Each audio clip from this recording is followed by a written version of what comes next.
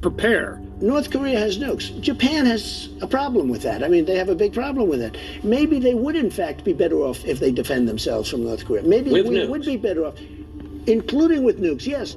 All of this has experts worried about an era of renewed nuclear threat, from jittery states and rogue actors who might seize on the instability.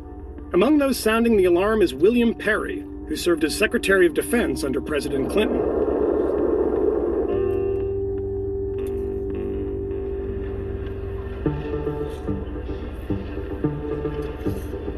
Bill Perry has spent most of his life watching the world prepare for nuclear war, and he thinks we aren't nearly as scared as we should be. I think the professionals in the field have a pretty good understanding of the impact of the use of nuclear weapons, but the general public certainly does not, and many of our leaders do not. Perry's 89 years old. He lectures at Stanford, launched an online seminar last year, and travels the world 2 or 3 months a year to talk about how close we've come to catastrophe and how close we still are. He often talks about his nightmare scenario, where a small amount of enriched uranium ends up in the hands of a terrorist group.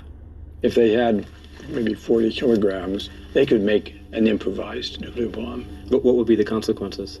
The consequences of a 15-kiloton bomb would be Hiroshima. And besides the 80,000, 100,000 casualties, the social, the political, and the economic consequences are just really hard to believe. How realistic is this, though? Isn't this just some sci-fi fantasy fear? I think of all of the nuclear catastrophes that could happen, this is the most probable.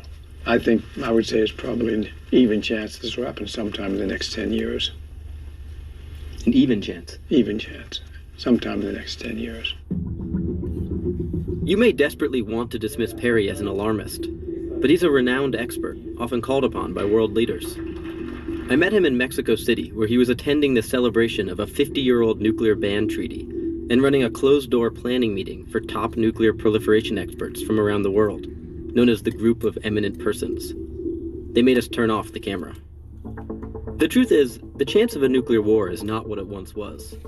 In the late 80s, there were 70,000 nukes around the world. Today, there are only about 15,000.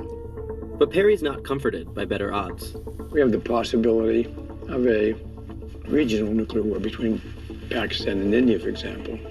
Even if they use only half of their nuclear arsenal, those bombs would put enough smoke in the air and enough dust in the air that would go up and settle in the stratosphere, then distribute itself around the planet, would block the rays of the sun for years to come. There could be millions of people who die from that alone. That's a horrific vision. Does it keep you up at night? The one that really keeps me up at night is the one which is not as probable, and that is that somehow Russia and the United States blunder into a nuclear war. An all-out general nuclear war between the United States and Russia would mean no less than the end of civilization. That's not being dramatic, that's not being hyperbolic, that's just what would happen.